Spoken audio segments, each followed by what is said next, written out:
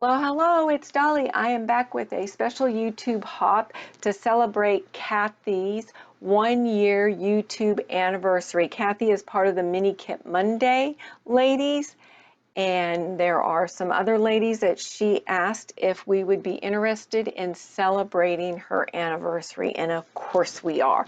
I will have the other ladies that are participating in this hop, their links listed below. So you need to go check out what they've created too, all right?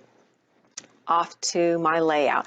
I am using the Photo Play paper collection called You Had Me at Paper, and I was gifted this collection by the founder of Mini Kit Monday, that is Becky. She attended Heather's Crafty Life Retreat in May along with several other ladies and myself. And so she surprised me with this paper pack. And this paper pack is all about celebrating scrapbooking. So I thought it was very fitting to use this collection for Kathy's special day. All right. I am using a block design. And I took one paper from this collection and cut it 3 by 12. And I am going to have to alter that because part of the paper collection is a sticker pack. And in that sticker pack was this beautiful scallop piece that I wanted to use on this layout. But it's not a full 12 inches in length. It's more like 11 inches. So I had to cut my one rectangle block there to the left. I had to cut it shorter, which then meant I needed to cut my white cardstock 1/4 inch from the bottom, on two sides, basically 1/4 inch, and then mount it on a true 12 by 12 black cardstock paper, and it works out beautifully. So sometimes our little mistakes always turn out great at the end. Not always, but most of the time, if we just keep working through our issues, I guess, at the moment, or stumbling block at the moment. So you can see that I'm putting that scallop sticker piece along the edge there. And like I said, I'm using a block design, which has reappeared and come back again. At the moment, everybody is doing lots of blocks designs in all different ways and using all different shapes. And I'm using 3 by 3 squares. I've done this using 2 by 2 squares. I think I did a layout maybe 2 months ago like that, and I have a video out there. I've done the block design using 1.5 by 1.5. I've used 4-inch squares, but anyway, this layout I'm using 3-inch squares. All right, so there's my design. I have them taped down.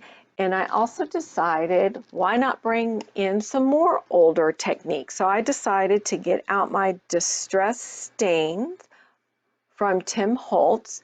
And if you take and wet the top of the sponge portion of these stain bottles and you slam it down on your paper, it'll create these like sunburst splatters.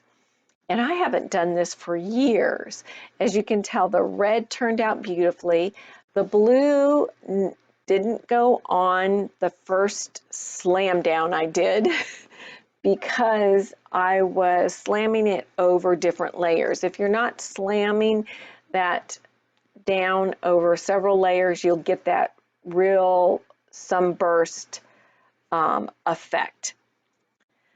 And then that was the same thing that happened on the yellow, so that's why it took me 2 and 3 attempts. I'm using my paper towels to soak up some of the ink, and the reason why is I did not prime my paper. But just a tidbit information, I love the close to my heart cardstock paper. It will take mixed media in light doses. And what I mean like that, or not oversaturated with water and it won't warp. So if you're looking for something that's not super heavy but will take mixed media, go pick up this white cardstock from Close to My Heart. If you need a consultant, just leave me a message because I know a fabulous lady. She is always posting. She was also at Heather's Crafty Life Retreat for the 3rd time, and we've become close friends. She'll drive up and we will scrapbook together. And her name is Miranda. All right, off to my layout. I am using lots of embellishments from the sticker sheet. I don't use a lot of stickers anymore. I use a lot of die cuts. And so this was a challenge for me. Not in a bad way, in a good way, to use these stickers and layer them up. And I think the only reason why I don't use stickers as much is because they're sticky and it's hard to pick them up, or slows you down when you're scrapbooking for layering. But I know you can take the back of those stickers and place them on your pants and they won't be as sticky, and then you can later add glue to them. I chose not to do that. I chose to keep the stickiness so that my process would continue to keep flowing smoothly. All right, so you're going to see that I am creating embellishment clusters above my photograph, to the lower right of my corner of my photograph, and the lower left of my photograph. I wanted to add some more dimension to my layout, so I decided to get out this, it's a heavy embroidery type thread. I wouldn't even call that, I guess it's kind of like a twine. It's more like a twine. And I'm using some glue to place that on there. I wanted to do stitching, but I just don't have enough time. In the summertime, what am I kidding? I'm always busy, not just in the summertime. Anyway, I just didn't have the time to do some stitching. But my whole idea is I wanted to kind of represent on this page what scrapbooking's all about. So I have papers, stickers, I have ink, I have chipboard, I have alpha letters, and then I have twine. And these are all the different types of products that we use to create and document our memories, to create layouts in a fun, creative way to document our memories. See, I tell you guys all the time, I say all this stuff backwards half the time.